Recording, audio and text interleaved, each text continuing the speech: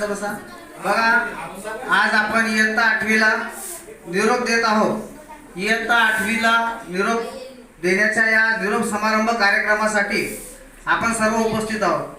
विद्येची आपल्या ज्यांनी शिक्षणाची मुहूर्तमेढ रोवली अशा क्रांतिज्योती सावित्री माता, महामानव भारतरत्न डॉक्टर बाबासाहेब आंबेडकर आजच्या कार्यक्रमाचे अध्यक्ष, आमचे सर्वांचेच मार्गदर्शक व पितृतुल्य असे आदरणीय पल्लाडे भाऊसाहेब, तसेच व्यासपीठावर उपस्थित आपल्या शाळेतील माजी शिक्षक, आदर्श शिक्षक आदरणीय शहा सर, तसेच विद्यार्थीप्रिय शिक्षक आदरणीय हिवराळे सर, आमचे आदरणीय होगे सर, आदरणीय खडसाल सर, आदरणीय बायदानी सर, आदरणीय पटोकार सर, तसेच आदरणीय आमच्या मॅडम, नवीन आलेल्या अतिशय मुलांमध्ये रमणाऱ्या आमच्या आदरणीय ताई खडसाल सर व सर्व शिक्षक बांधव, इयत्ता 8वीचे निरोप ज्यांना आपण देत होतो विद्यार्थी व तसेच जे त्यांना निरोप देत आहेत असे इयत्ता 7वीचे विद्यार्थी, या ठिकाणी आल्या आल्या खरोखर मन असं म्हणजे हा एक आनंदाचा क्षण आहे आणि दुःखाचा एक क्षण आहे. आनंदाचा याच्यासाठी म्हणतो की या शाळेतून संस्कार घेऊन, या शाळेतून शिक्षण घेऊन आता हे मुलं कुठंतरी उंच भरारी घेणार आहेत आणि आता जीवनाची खरी सुरुवात त्यांची होणार आहे. परंतु दुःख याचं आहे की आपण लहान मुलांना जसं तर आता त्या फोडासारखं जपतो तसं अक्षरशः आम्हाला येऊन 3 वर्ष झाले.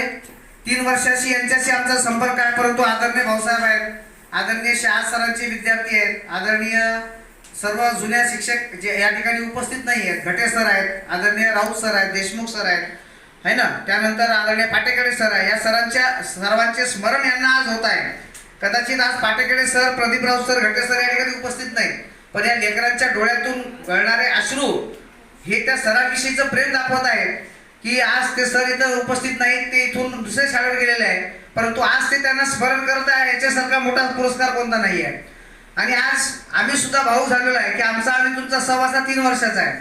या 3 वर्षाच्या काळामध्ये आमच्याकडे वर्ग 1 ते 5चे असलो तरी 6, 7, 8चे आमचा संपर्क येत आहे, आला. तो सहलीच्या माध्यमातून, विविध उपक्रमाच्या माध्यमातून, सांस्कृतिक कार्यक्रमाच्या माध्यमातून 8वीच्या बऱ्याचशा मुलांचे नृत्य मी बसवले.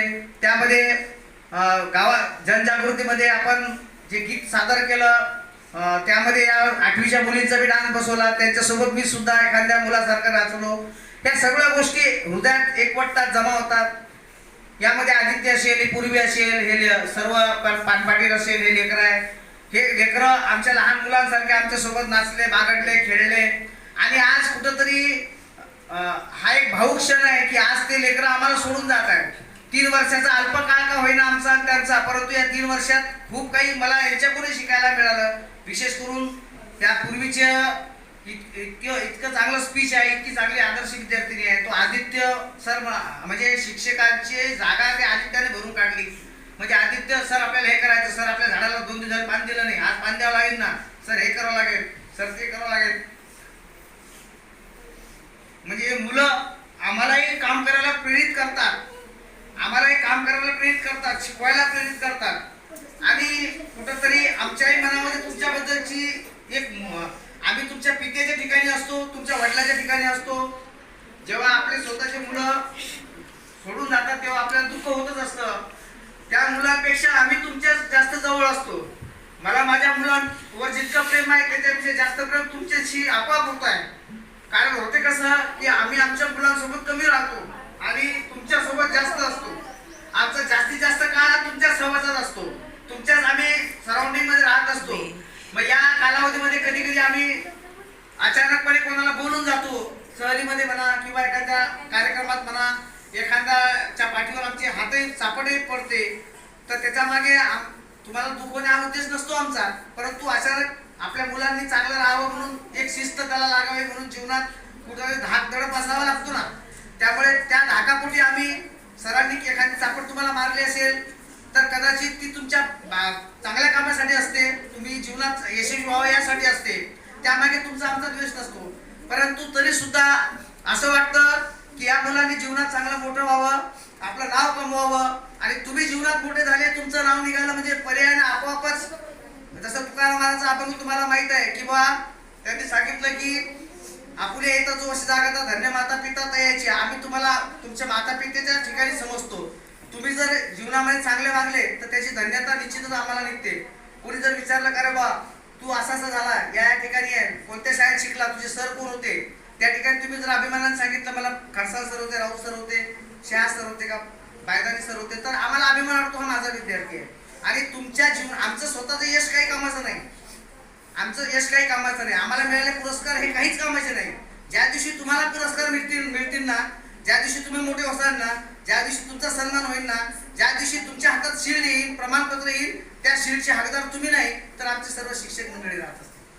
आणि ज्या ठिकाणी कुठेतरी तुमच्याकडून वाईट कृत्य घडत असेल किंवा तुमच्याकडून एखादी चूक होत असेल तर निश्चितच त्याचंही ज्या वेळेस आम्ही तुमच्या चांगल्या कामाचं श्रेय घेतो त्यावेळेस निश्चित तुमच्याकडून जर एखादं वाईट कृत्य घडलं तर त्याचे सुद्धा दोषी आम्हीच ठरतो आणि आम्हीच राहतो. त्यामुळे माझी विनंती आहे, जीवनात जगत असताना तुम्ही मोठे होत असताना तुम्ही हे लक्षात ठेवलं पाहिजे की मी कदमापूर या शाळेचा विद्यार्थी आहे, मी पल्लाडे सरांचा विद्यार्थी आहे, मी राऊत सरांचा विद्यार्थी आहे, मी या शाळेच्या शिक्षकांचा विद्यार्थी आहे. त्यामुळे तुम्हाला तुमच्या स्वतःची जाणीव, तुमचं वागणं हे असं असलं पाहिजे की जेणेकरून आमच्या कोणालाच शर्मेने मान खाली घालायची वेळ आली नाही पाहिजे. आम्ही जितक्या अभिमानाने सांगतो माझा विद्यार्थी डॉक्टर आहे, तितक्याच अभिमानाने आम्ही हेही सांगितलं पाहिजे की माझा विद्यार्थी माणूस आहे. आणि तुम्ही जीवनात अनेक ठिकाणी असाल, पद मिळवसाल, अनेक ठिकाणी चांगल्या प्रकारच्या नोकऱ्या मिळवसाल, परंतु तुमच्या आतला एक माणूस सदैव जिवंत राहू द्या. मी यासाठी म्हणतो मुलींकरता विशेष माझं मार्गदर्शन असते. जीवनात पुढे चालताना आपल्या आयुष्यात येणारा प्रत्येक व्यक्ती, प्रत्येक मुलगा आपला भाऊ आहे या भावनेनं राहायचं. आणि तुम्ही सुद्धा आयुष्यात येणारी प्रत्येक मुलगी माझ्या वर्गातील विद्यार्थिनी माझी बहीण आहे आणि तिचं रक्षण करणं माझं कर्तव्य आहे. हे सुद्धा आयुष्यावर तुम्ही जपा. मग तुम्ही नवी जाता, 10वी जाता, तारुण्यात जाणार आहे, कॉलेजमध्ये जाणार आहे, परंतु ह्या गोष्टी तुम्हाला जपणं आवश्यक आहे. हे संस्काराचे भाग आहेत, ते मूल्य तुम्हाला इथून मिळालेलं आहे, ते मूल्य तुम्ही जपलं पाहिजेत आणि त्याची जोपासना तुम्ही केली पाहिजे. त्यासोबत तुम्ही आयुष्याला अभ्यास करा. गुरुजी सांगतात तुम्ही अभ्यास करू नका, अभ्यास करा, अभ्यास करा, अभ्यास करा. हे गुरुजींना म्हणण्याची वेळ तुमच्यावर कधी झाली नाही पाहिजे. कदाचित आम्ही तुम्हाला तगादा लावतो, जे गुरुजी जास्त अभ्यास करायला लावतात, जे गुरुजी जास्त शिकवायला लावतात, शिकवतात, जे गुरुजी जास्त तुमचा अभ्यास करून घेतात, त्या गुरुजीबद्दल तुमच्या मनातल्या भावना अशा असतात की हे सर खूप आम्हाला अभ्यास देतात, हे सर आम्हाला खूप अभ्यासाच्या विषयी काही बोलत नाही.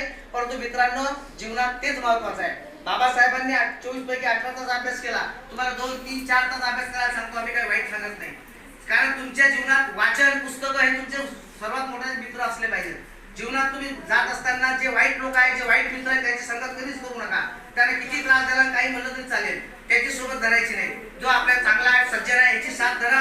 जीवनामध्ये तुम्हाला तेव्हा चांगलं वागताना 4 लोकांच्या घरात तयार होतो आणि त्या ठिकाणी तुम्हाला मजबूर केलं जातं व्यसन करण्यासाठी, तुम्हाला मजबूर केलं जातं वाईट वागण्यासाठी, तुम्हाला मजबूर केलं जातं प्रत्येक गोष्टीत त्यांच्यासारखं वागण्यासाठी. पण त्यावेळेस आपलं स्वत्व किंवा आपलं सत्व हे गेलं नाही पाहिजे.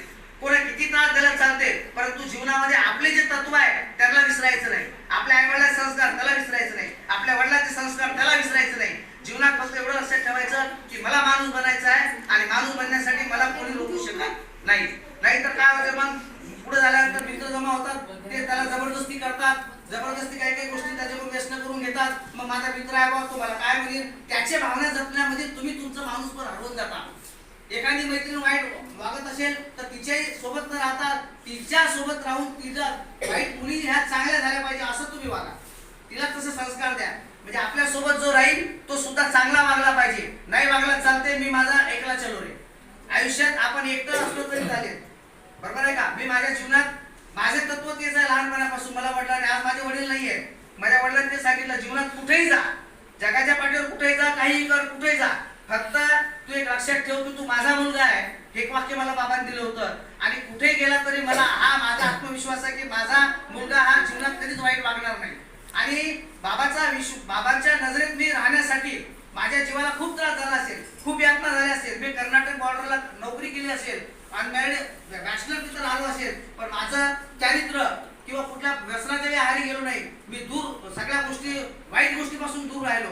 प्रत्येक ठिकाणी वेगवेगळे लोकांचे वेगवेगळ्या प्रकारचे माणसं भेटतात, वेगवेगळ्या प्रकारचे लोक भेटतात, पण आपण स्वतःचं सत्व, आपलं चारित्र्य किंवा आपल्या स्वतःच्या कोणत्याच गोष्टी जपल्या पाहिजेत. कोणा काही म्हणलं तरी चालते, आपल्याला नाव कुठे ठेवलं जातात, लोक वाईट म्हणतात, जो चांगला वागतो त्याला लोक नावच ठेवत असतात. त्याच्यामुळे त्याची पर्वा आपण करायची नाही, आपला मार्ग आपण सोडायचा नाही. जीवनामध्ये या मार्गाने जर तुम्ही गेले तर यश तुमच्या पायाशी रुटांगर घातल्याशिवाय राहत नाही. आणि आपल्याला जीवनात खूप मोठं व्हायचं असेल तर आपली आई आणि आपले वडील आणि आपले गुरुजी या तीन लोकांचं जीवनात कधी ऐकायचं.